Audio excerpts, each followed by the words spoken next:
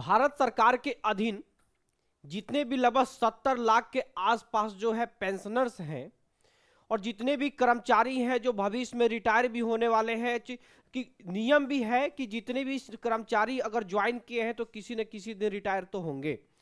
उस 69 लाख के आसपास में जो पेंशनर्स हैं उनके अलावा भी जो स्टेट गवर्नमेंट, क्योंकि जो केंद्र सरकार का जो रूल होगा वही रूल को फिर स्टेट गवर्नमेंट भी लेकर के आएगी।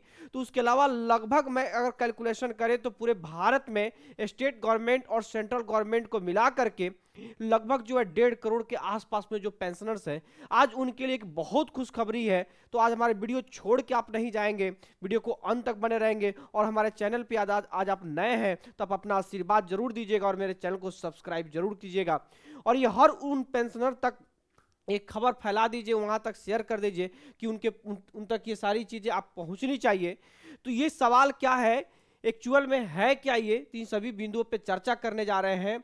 कि बहुत सारे लोग ऐसे पेंशनर जो है भयभीत हैं कि जो लोग दिसंबर 2025, क्योंकि नवंबर 2025 में कमेटी गठित हो चुकी है ना, तो दिसंबर 2025 के बाद जो रिटायर होंगे या दिसंबर 2025 के पहले जो रिटायर किए हैं, क्या वे लोग जो है 8th पे कमीशन अब की बार होगा, वे लोग शामिल होंगे कि नहीं। जो लोग 2026 में जो रिटायर होंगे क्या वो लोग को 8th पे कमीशन में शामिल किया जाएगा कि नहीं। वो सारे पेंशनरों का जवाब के लिए जो है, जो राम भदौरिया जो सांसद हैं राज्यसभा में, वो राज्यसभा के जो सांसद हैं पंकज जो चौधरी जो है आपके वित्त मंत्री हैं, उनसे सवाल पूछा गया था तारांकित सेशन में। जो सेशन होता है राज्यसभा का 267वां जो सेशन था आपका 9 फरवरी 2025 को, उस सेशन में जो है आपका राम भदौरिया सांसद जो है, आप उनसे सवाल एक पूछे तो उनके वित्त मंत्री जो जवाब दिए हैं वो जवाब क्या है एक्चुअल में, चलिए हम यहाँ पे देखते हैं कुछ जवाब में क्या है आता है। कि देखिए 8th पे कमीशन 8वें वेतन आयोग में कौन कौन पेंशनर होंगे शामिल, केंद्र सरकार ने दिया जवाब क्लियर। देखिए सरकार ने 8वें केंद्रीय वेतन आयोग के तहत पेंशनर्स रिवीजन की एलिजिबिलिटी साफ कर दी है। वित्त राज्य मंत्री पंकज चौधरी ने 8वें सीपीसी के गठन और वेतन भत्ते और पेंशन की सिफारिश करने की अधिकार की पुष्टि की है। मैं आप आराम से रहेंगे, मैं एक एक चीज बता रहा हूं कि वो क्वेश्चन क्या था और उस क्वेश्चन का रिप्लाई उन्होंने क्या किया, उन सभी बिंदुओं पे चर्चा करने वाले हैं। केंद्र सरकार ने 8वें केंद्रीय वेतन आयोग के तहत पेंशन रिवीजन से जुड़े कई शक दूर किए हैं। इसमें सबसे बड़ा सवाल ये, कौन सा सवाल, पहला कि क्या 31 दिसंबर 2025 को, समझने की कोशिश करेंगे, या उससे पहले रिटायर होने वाले, है ना, कह रहा है कि उससे पहले जो है आपके रिटायर होने वाले जो हैं, रिटायर होने वाले लोग 8वें केंद्रीय वेतन आयोग में रिवाइज पेंशन के लिए कह रहा है कि योग्य होंगे कि नहीं, एलिजिबल होंगे कि नहीं। क्लियर। तो पहला सवाल। दूसरी सवाल जो है आपका कि क्या फाइनेंस बिल 2025 आया है ने केंद्र सरकार को पेंशन भोगियों के बीच उनके रिटायरमेंट के तारीख के आधार पर और वेतन आयोग की सिफारिशों को स्वीकार करने का अधिकार दिया है। ये आपका क्वेश्चन था। देखिए इसके उपलक्ष्य में वित्त मंत्री जो पंकज चौधरी हैं क्या जवाब दिए हैं। इस मुद्दे पर वित्त राज्य मंत्री पंकज चौधरी ने सोमवार 9 फरवरी 2025 को राज्यसभा में संसद सदस्य आनंद भदौरिया द्वारा पूछे गए एक प्रश्न के जवाब में 8वें वेतन आयोग की मौजूदा स्थिति के बारे में अपडेट दिया है। वो क्या है जरा समझेंगे।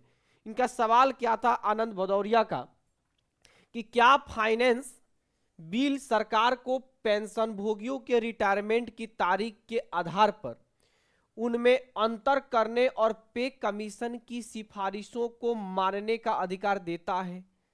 यानी जो लोग सबसे ज्यादा डर किनको है, जो लोग 31 दिसंबर 2025 के आसपास में जो रिटायर हो रहे हैं उन लोगों का।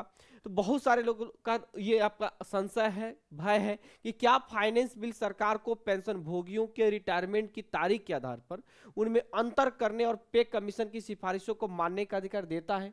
तो देखिए इनका जवाब क्या था पंकज चौधरी ने, कि केंद्र सरकार के कर्मचारियों को पेंशन मुख्य रूप से सेंट्रल सिविल सर्विसेज। क्लियर। चलिए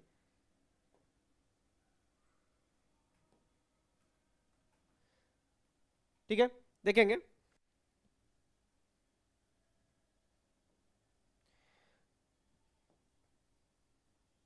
देख रहे हैं आप लोग यहाँ से देखिए, एक मैं मैग्नीफायर लगाया हूं, क्लियर। तो देखेंगे कह रहा है कि सर्विसेज, देखेंगे सर्विसेज पेंशन, चलिए ये मजा नहीं आ रहा है, थोड़ा सा, हाँ थोड़ा सा इसको जूम आउट कम कर लेंगे ना, तब आपका काम हो जाएगा, है ना। चलिए थोड़ा सा और देखिए यहाँ पे, नहीं नहीं नहीं, चलिए ये खत्म कर दिए। मैं आपको ऐसे ही समझा रहा हूं कि सिविल सर्विसेज पेंशन नियम 2021, central civil services extraordinary pension नियम 2023 और समय समय पर जारी किए गए अन्य संबंधित निर्देशों द्वारा नियंत्रित होती है।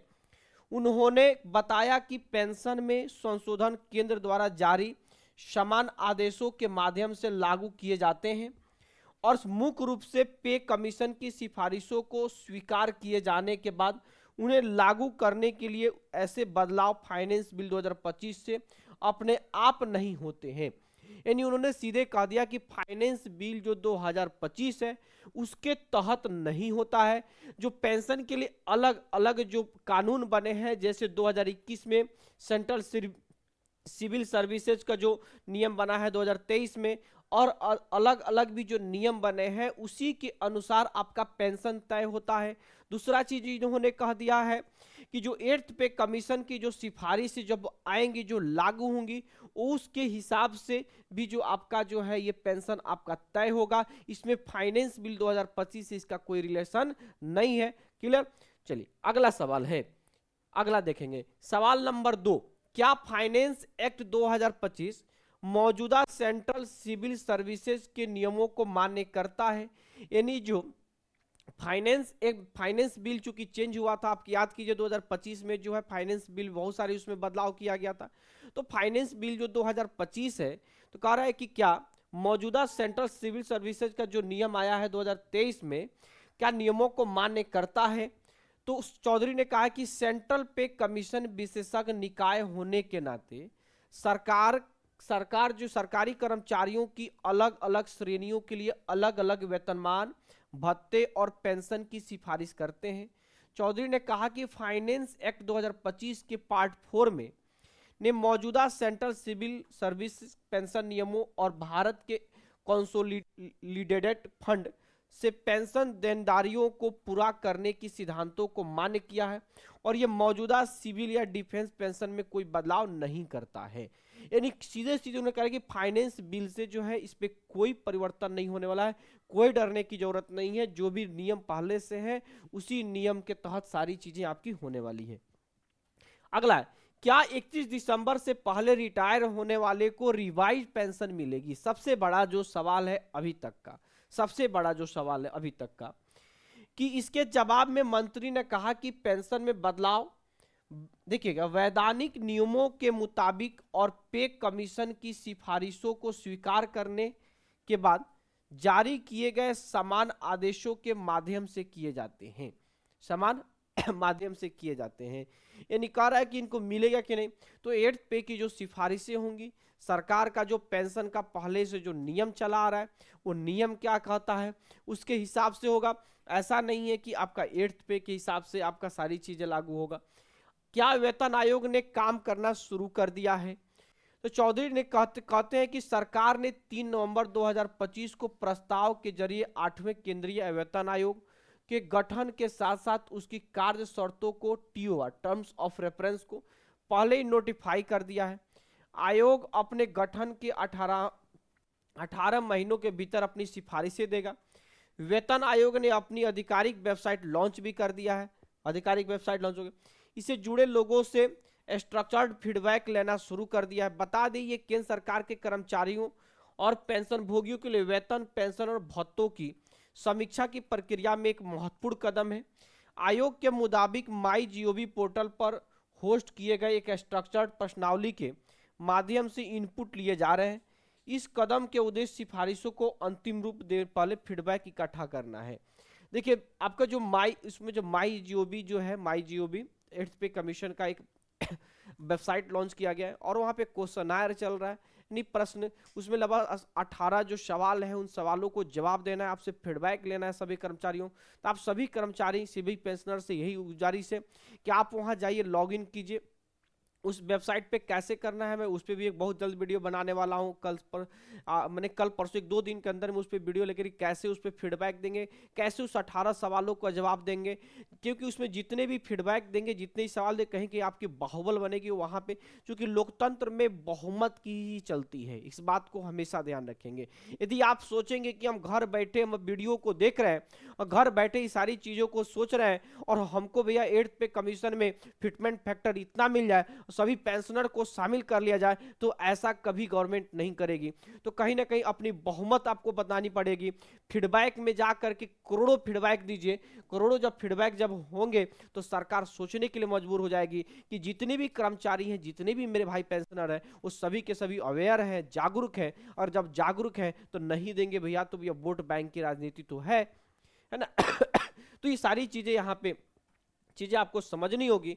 इसलिए वहां पे जो है इन्होंने देखी ये चीज, इन्होंने जो पंकज चौधरी ने जो सवाल जो है कि आपको 31 दिसंबर, इन्होंने सीधे कहा कि भाई 8th पे कमीशन इस चीज को नहीं नकारता है।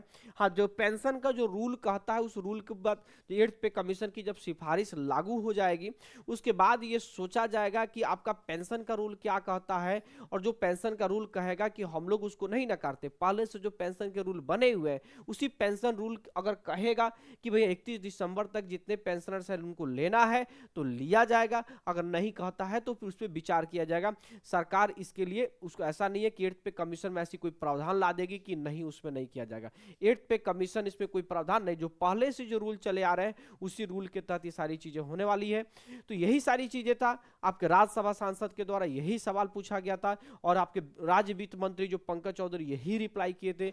तो आज के सेशन हमारा कैसा लगा जरूर बताइएगा। अगर और भी कोई सवाल आप चाहते हैं कि हम अपने वेबसाइट पे कैसे उस चीज़ों को, जो सरकार जो वेबसाइट लॉन्च की उस पर कैसे फीडबैक है, हमारे कमेंट बॉक्स में जरूर उस चीज़ों को आपको क्वेश्चन रखेंगे, कमेंट करेंगे। तब तक के लिए इतना ही। जय हिंद साथी।